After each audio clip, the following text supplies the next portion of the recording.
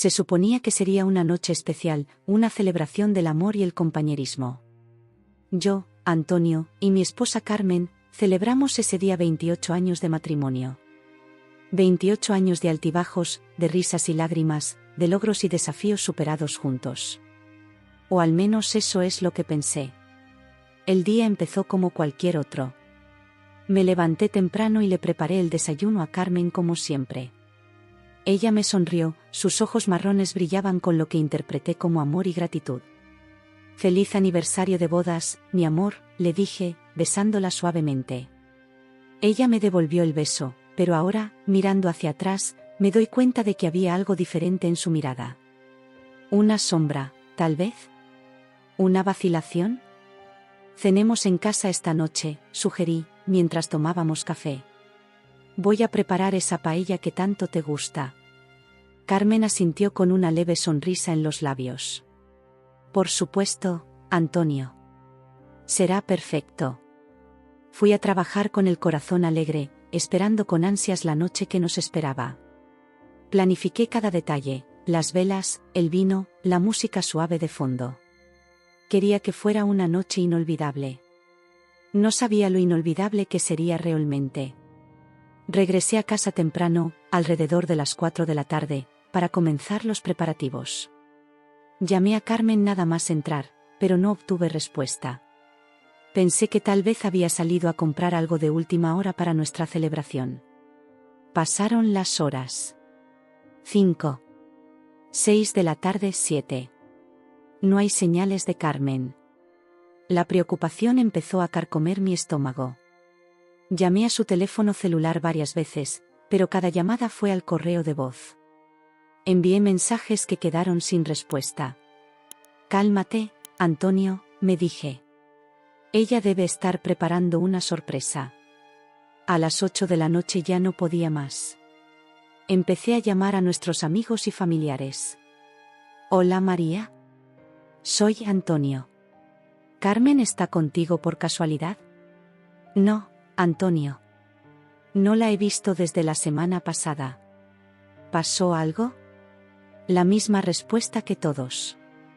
Nadie había visto ni hablado con Carmen. El pánico empezó a apoderarse de mí. Mi mente vagaba hacia escenarios aterradores. ¿Un accidente? ¿Un secuestro? No podría ser. No en nuestro aniversario de bodas. A las 10 horas ya había llamado a todos los hospitales de la ciudad. Cualquier cosa. No hay constancia de Carmen. Me senté en el sofá, mirando el teléfono, esperando que sonara en cualquier momento. Las velas que había comprado para la cena permanecían apagadas sobre la mesa, un cruel recordatorio de la celebración que no sucedería. La ansiedad me consumió. Cada minuto que pasaba parecía una eternidad. Alterné momentos de desesperación y de ira. ¿Cómo pudo hacerme esto? ¿Cómo pudo desaparecer sin dejar rastro? Pero entonces, un pensamiento terrible empezó a formarse en mi mente. ¿Y si ella me hubiera dejado? ¿Y si todos estos años juntos no significaran nada para ella? No, imposible. Carmen me amaba. Tuvimos una vida juntos, hijos, recuerdos. Ella no haría eso.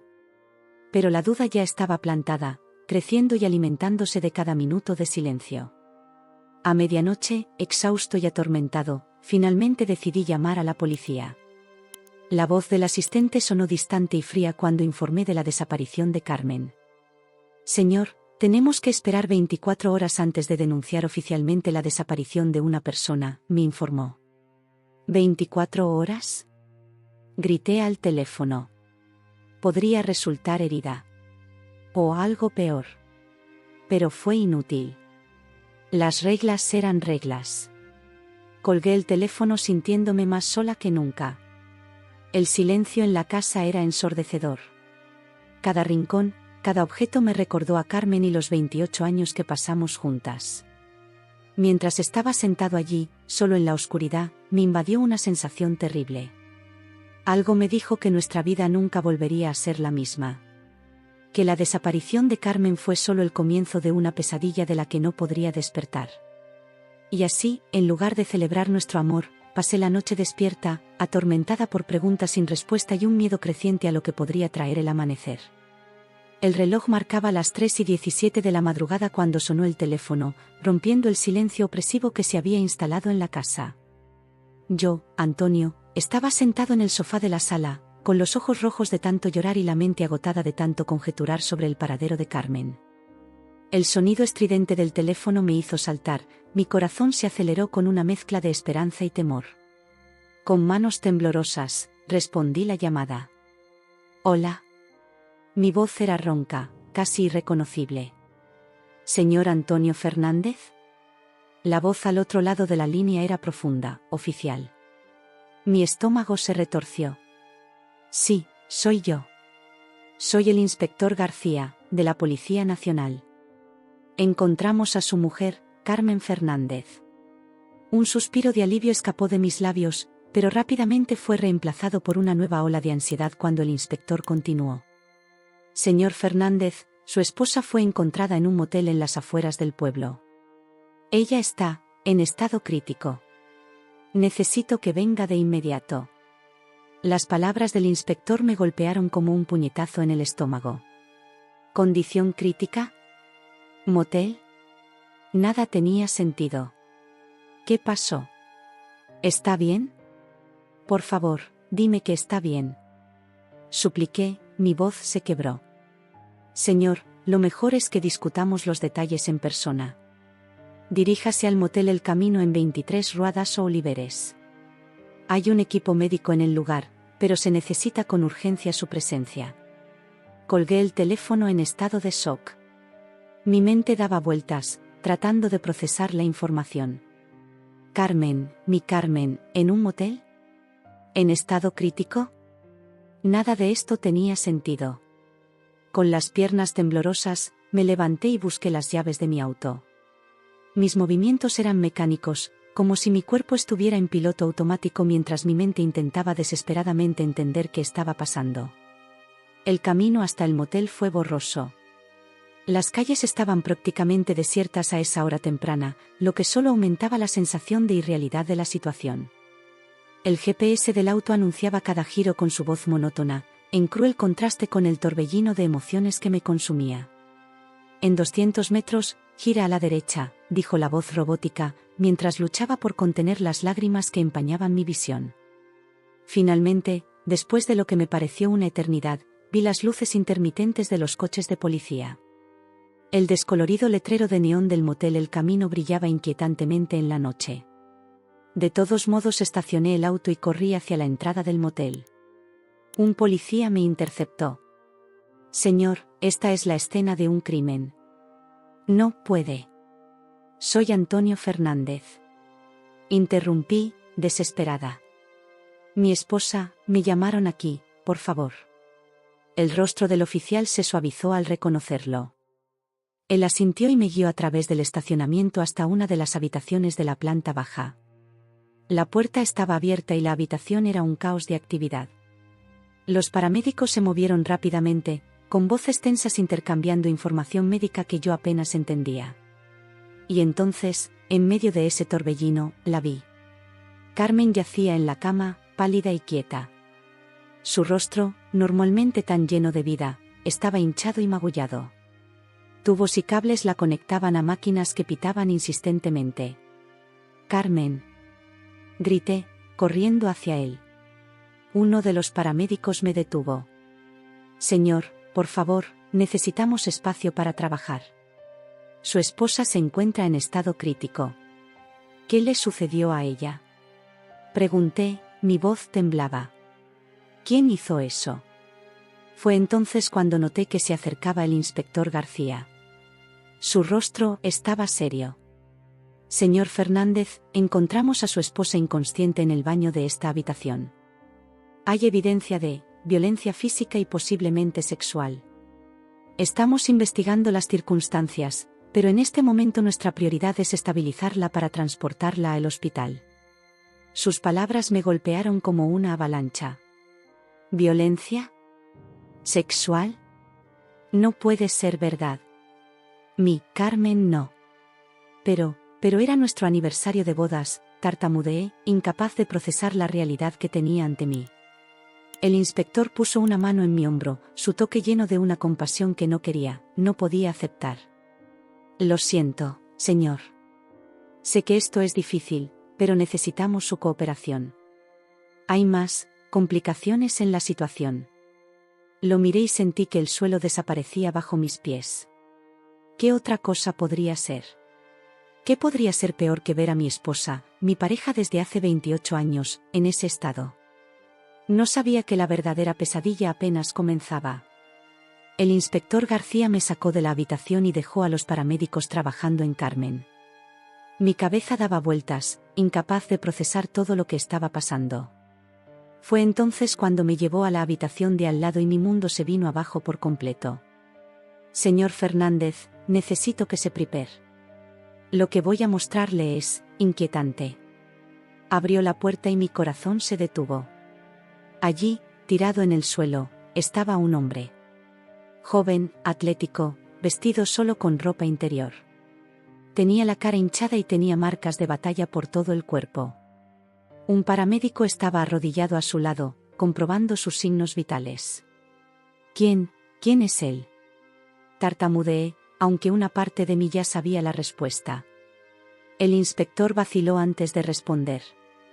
Creemos que este hombre estaba con su esposa esta noche. Está inconsciente pero vivo. La realidad me golpeó como un tren a toda velocidad. Traición.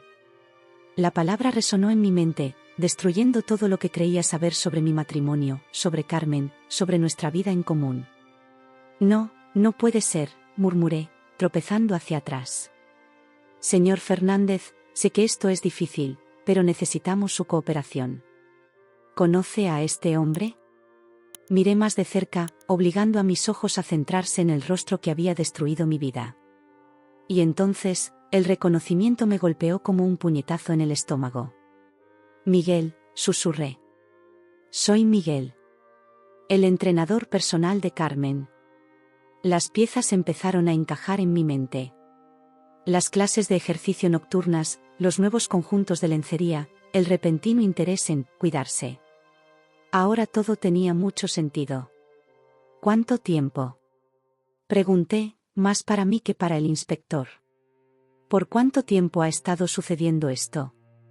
El inspector García puso una mano en mi hombro, su voz era suave. Señor Fernández, entiendo que esto es un shock, pero debemos concentrarnos en lo que pasó esta noche. Su esposa resultó gravemente herida y este hombre también se encuentra en estado crítico. Necesitamos entender lo que pasó aquí. Asentí mecánicamente, todavía incapaz de apartar los ojos de Miguel. El hombre que había destruido mi matrimonio, mi confianza, mi vida. ¿Puedo verla? Pregunté, mi voz casi irreconocible. El inspector asintió y me guió de regreso a la habitación donde estaba Carmen. Los paramédicos habían logrado estabilizarla lo suficiente para poder transportarla. Su rostro, alguna vez tan familiar y amado, ahora parecía el de un extraño. Me acerqué a la camilla, mirando al que había sido mi compañero durante casi 3 décadas. Sus ojos se abrieron levemente, enfocándose en mí con dificultad. An Antonio, susurró, su voz apenas audible. ¿Por qué Carmen? Fue todo lo que pude decir, las lágrimas finalmente escaparon. Intentó volver a hablar, pero los paramédicos intervinieron. Necesitamos rescatarla ahora, señor. Necesita atención hospitalaria urgente. Asentí, dando un paso atrás. Mientras se la llevaban, Carmen alcanzó a murmurar unas palabras más. Perdóname. Me quedé allí, paralizada, viendo cómo la llevaban a la ambulancia. El inspector García se acercó nuevamente. Señor Fernández, sé que esto es mucho que procesar, pero necesitamos su testimonio. ¿Puede decirme qué sabe sobre la relación de su esposa con este hombre, Miguel? Lo miré y sentí que una ira creciente reemplazaba el shock inicial. No sabía nada. Absolutamente nada. Hoy era nuestro 28 aniversario de boda. Tenía planeada una cena especial. Mi voz se quebró. El inspector asintió comprensivamente. Entiendo. Mira, ¿por qué no te vas a casa ahora? Descansa un poco. Podemos continuar con esto mañana en la estación. Asentí en silencio, mis pies automáticamente me sacaron de ese lugar infernal. Mientras caminaba hacia mi auto, la realidad de lo que había sucedido comenzó a asentarse. Mi matrimonio, mi vida, todo lo que creía cierto se había hecho añicos en una sola noche. Y mientras conducía a casa, a una casa que ahora parecía vacía y extraña, supe que nada volvería a ser igual que antes.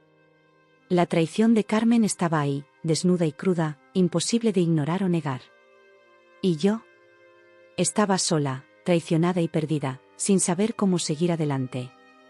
Las horas posteriores al descubrimiento en el motel fueron una confusión de emociones intensas y pensamientos caóticos. Yo, Antonio, apenas recordaba cómo llegué a casa. La habitación, aún decorada para la cena de cumpleaños que nunca ocurrió, parecía burlarse de mí. Pasé la noche despierta, reviviendo cada momento de los últimos años, buscando señales que podría haber pasado por alto, señales de la traición de Carmen. ¿Cómo pude estar tan ciego? La ira y el dolor se mezclaron, formando un torbellino de emociones que amenazaba con engullirme. Por la mañana, exhausta y atormentada, decidí que necesitaba respuestas. No podía esperar a que la policía o Carmen despertaran en el hospital. Necesitaba enfrentarme a Miguel, el hombre que había destruido mi vida. Con manos temblorosas, marqué el número del hospital. Hola, quisiera saber sobre el estado de Miguel Rodríguez, ingresó anoche. La enfermera al otro lado de la línea dudó antes de responder. ¿Estás relacionado? Soy un amigo cercano, mentí, con la bilis subiendo a mi garganta mientras pronunciaba las palabras.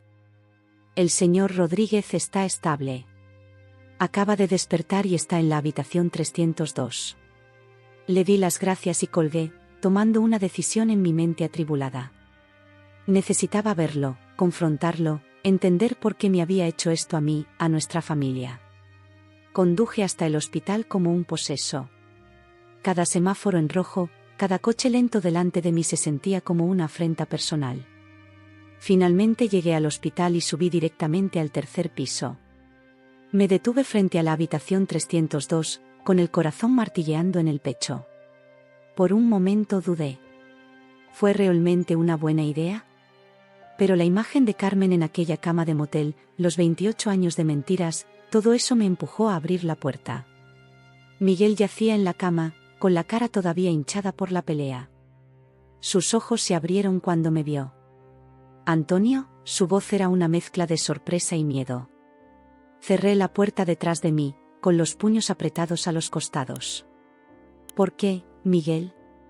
¿Por qué hiciste eso? Intentó sentarse, gimiendo de dolor. Antonio, yo, lo siento mucho. No se suponía que pasara así. ¿Así como? Rugí, acercándome a la cama. ¿No se suponía que debía descubrirlo? ¿Cuánto tiempo lleva pasando esto? Miguel miró hacia otro lado, la culpa evidente en su rostro. 6 meses, murmuró. Carmen dijo que ya no tenían nada en común, que el matrimonio había terminado. Cada palabra fue como una puñalada. 6 meses. Medio año de mentiras, de traición. ¿Y le creíste? ¿Pensaste que estaba bien destruir una familia? No fue así, protestó débilmente Miguel. Nos enamoramos. Ella te lo iba a decir, pedir el divorcio. Algo dentro de mí se rompió. En un instante, estaba sobre él, con mis manos agarrando su bata de hospital. Miserable. Lo arruinaste todo. Miguel intentó defenderse, pero estaba demasiado débil. Luchamos brevemente, yo cegado por la ira, él tratando de protegerse. De repente, sentí sus manos empujarme con fuerza. Perdí el equilibrio y caí hacia atrás, golpeando la puerta entreabierta del dormitorio. Lo que ocurrió después fue como una pesadilla en cámara lenta. La puerta se abrió completamente con el impacto y Miguel, al intentar levantarse de la cama, tropezó con los tubos y cables que lo conectaban a los monitores. Se tambaleó hacia adelante, directo a la escalera de emergencia al lado de la habitación. Intenté comunicarme con él, pero ya era demasiado tarde. Miguel cayó rodando por los escalones metálicos con un horrible sonido de huesos rompiéndose. Me quedé paralizado, mirando el cuerpo inmóvil en el rellano de abajo. El silencio que siguió fue roto por los gritos de enfermeras y médicos que corrían hacia nosotros. En cuestión de segundos, fui retirado del lugar por guardias de seguridad del hospital, mientras un equipo médico se apresuraba a atender a Miguel. Mi mente daba vueltas, incapaz de procesar lo que acababa de suceder. Las siguientes horas fueron un caos de interrogatorios, declaraciones y acusaciones policiales. Miguel se encontraba en estado crítico, luchando por su vida en la UCI. ¿Y yo? Estaba en el centro de una pesadilla que parecía no tener fin. Lo que comenzó como una búsqueda de respuestas se convirtió en algo mucho más oscuro. Y ahora, sentado en la fría sala de espera de un hospital, me preguntaba, ¿hasta dónde llegaría esta tragedia? El caos que siguió a la caída de Miguel por las escaleras del hospital fue abrumador. Las sirenas resonaban por los pasillos, los médicos y enfermeras corrían frenéticamente y yo, Antonio, estaba en el ojo de la tormenta. Me llevaron a una pequeña sala de interrogatorios improvisada en el hospital. Frente a mí estaban sentados dos detectives, un hombre y una mujer. Sus miradas eran duras y acusadoras. Señor Fernández, comenzó la detective con un tono frío y profesional, necesito que nos diga exactamente qué pasó en la habitación 302. Tragué fuerte y de repente se me secó la garganta. Yo, solo quería hablar con él. Entender por qué le hizo esto a mi familia. ¿Y esta conversación provocó que el señor Rodríguez cayera por las escaleras de emergencia? Intervino el detective, con un tono lleno de escepticismo. Pasé mis manos por mi rostro, sintiendo el peso de cada decisión que me había traído a ese momento. No fue intencional. Discutimos, sí.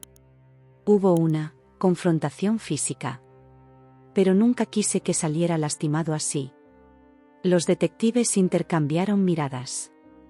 La mujer se inclinó hacia adelante, con los ojos fijos en mí. Señor Fernández, el señor Rodríguez se encuentra en estado crítico. Dependiendo de lo que pase en las próximas horas, usted podría enfrentar cargos muy graves.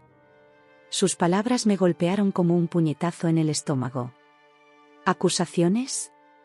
Yo fui la víctima aquí, ¿no? Mi esposa me engañó, mi vida fue destruida y ahora yo era el criminal. Necesito un abogado, murmuré, la realidad de la situación finalmente me golpeó. Los detectives asintieron e intercambiaron otra mirada significativa. Ese es tu derecho, dijo el hombre. Pero sepan que estamos investigando no solo el incidente con el señor Rodríguez, sino también las circunstancias que enviaron a su esposa al hospital. Se me heló la sangre. ¿Qué? ¿Crees que tuve algo que ver con lo que le pasó a Carmen? La detective levantó una mano y su tono se suavizó ligeramente. En este momento estamos investigando todas las posibilidades. Su esposa sufrió heridas graves, al igual que el señor Rodríguez. Necesitamos comprender la secuencia completa de los acontecimientos. Permanecí en silencio, la magnitud de la situación me abrumaba. En menos de 24 horas, pasé de ser un marido feliz que celebraba su aniversario de bodas a ser un posible sospechoso de agresión, o algo peor. Las siguientes horas fueron una confusión de llamadas a abogados, más interrogatorios y una batalla interna constante entre la culpa, la ira y la desesperación.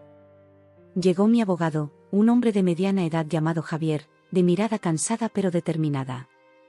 Antonio, dijo tras escuchar mi versión de los hechos, la situación es delicada. Tenemos que tener mucho cuidado con lo que decimos y hacemos a partir de ahora. Asentí, sintiéndome completamente perdida. ¿Qué pasa con Carmen? ¿Qué pasa con mis hijos? ¿Qué pasará ahora? Javier suspiró ajustándose las gafas. Por ahora no debes tener contacto con Carmen ni con Miguel. En cuanto a los niños, tendremos que evaluar la situación cuidadosamente. Puede haber una batalla por la custodia en el horizonte. La mención de mis hijos me provocó una nueva ola de dolor. ¿Cómo les explicaría todo esto? ¿Cómo podemos protegerlos de esta pesadilla? Las horas pasaban lentamente. Las noticias llegaron a gotas. Carmen estaba estable pero aún inconsciente. Miguel había sido operado de emergencia y su estado aún era crítico. Mientras tanto, yo estaba atrapada en un limbo legal y emocional. No podía volver a casa, no podía ver a mis hijos, no podía hacer más que esperar y angustiarme por cada posible desarrollo de esta situación. Al final de ese día interminable, sentada en la fría sala de espera de un hospital, rodeada de policías y abogados, la realidad de mi nueva vida comenzó a hacerse presente. Lo que empezó como una noche de celebración se había convertido en una pesadilla sin final a la vista. Miré por la ventana y observé la puesta de sol sobre la ciudad. En algún lugar, mis hijos estaban esperando respuestas que yo no sabía que alguna vez podría darles. ¿Y yo? Estaba atrapado en este purgatorio de mi propia creación, esperando a ver si sería juzgado como víctima o como criminal. Cayó la noche, trayendo consigo la promesa de más incertidumbre y angustia. La pesadilla estaba lejos de terminar. Los días posteriores al incidente en el hospital fueron un torbellino de emociones y acontecimientos que cambiaron mi vida para siempre. Yo, Antonio, me encontré en el centro de una tormenta que parecía no tener fin. Carmen despertó 3 días después de ser ingresada. Su estado, aunque estable, todavía era delicado. Miguel, por su parte, permaneció en coma inducido médicamente y su pronóstico es incierto. ¿Y yo? Estaba atrapado en un limbo legal y emocional, sin poder ver a mi esposa ni a mis hijos, esperando saber si enfrentaría cargos penales. Fue en ese momento de profunda desesperación que tomé la decisión que cambiaría el curso de todo: pedí el divorcio. Mi abogado Javier me miró con una mezcla de sorpresa y comprensión cuando le anuncié mi decisión. Antonio, ¿estás seguro? Esto podría complicar aún más las cosas. Asentí, sintiendo una determinación que no había sentido en días. Sí, Javier. No hay vuelta atrás. Quiero acabar con esto de una vez por todas. El proceso de divorcio fue rápido e implacable. La evidencia de la infidelidad de Carmen era irrefutable y con la ayuda de Javier pudimos construir un caso sólido. La traición, sumada al escándalo público en que se había convertido el incidente del motel, giró la opinión pública y la del juez a mi favor. Carmen, aún recuperándose en el hospital, apenas tuvo oportunidad de defenderse. Su abogado argumentó que ella era inestable emocionalmente, que el romance con Miguel había sido un error momentáneo. Pero las pruebas hablaban por sí solas: mensajes de texto, actas de reuniones secretas, todo apuntaba a una relación que duró meses. El juez fue implacable en su decisión.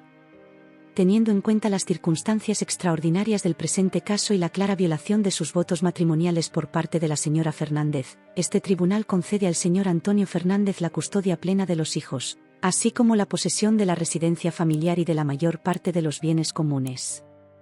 Sentí una mezcla de alivio y tristeza cuando escuché esas palabras.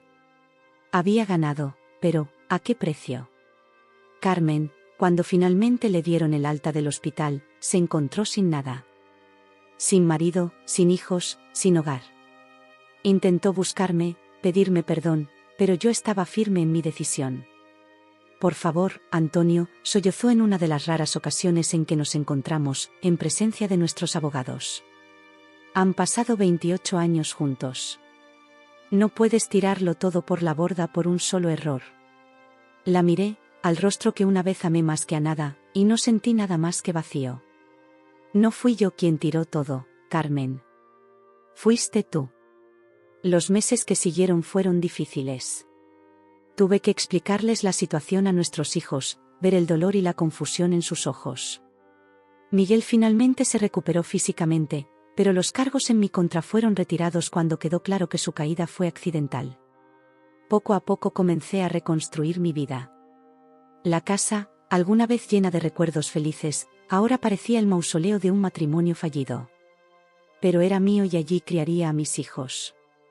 Carmen, por otro lado, enfrentó la soledad y el arrepentimiento por sus decisiones. Consiguió un pequeño apartamento y un trabajo modesto, luchando por mantener algún contacto con sus hijos, que ahora la veían con otros ojos. Miguel desapareció de nuestras vidas tan rápido como había entrado. Escuché que se mudó a otra ciudad, tal vez buscando escapar del escándalo que había ayudado a crear. ¿Y yo? Me encontré sola, a los 50 años, comenzando una nueva vida que nunca imaginé que tendría. Los recuerdos de 28 años de matrimonio estaban ahí, un recordatorio constante de lo que se había perdido, de lo que se había traicionado. Pero también había una extraña sensación de libertad. Libertad de mentiras, de traición, de una vida construida sobre cimientos falsos. Al recordar esa fatídica noche que debería haber sido una celebración, me doy cuenta de que fue el final de una vida, pero también el comienzo de otra. Una vida más solitaria, tal vez, pero también más honesta. Y mientras veo crecer a mis hijos, mientras reconstruyo mi carrera y mi identidad, sé que a pesar de todo, finalmente soy libre de seguir adelante. La pesadilla ha terminado, dejando cicatrices, sí, pero también la promesa de un nuevo amanecer.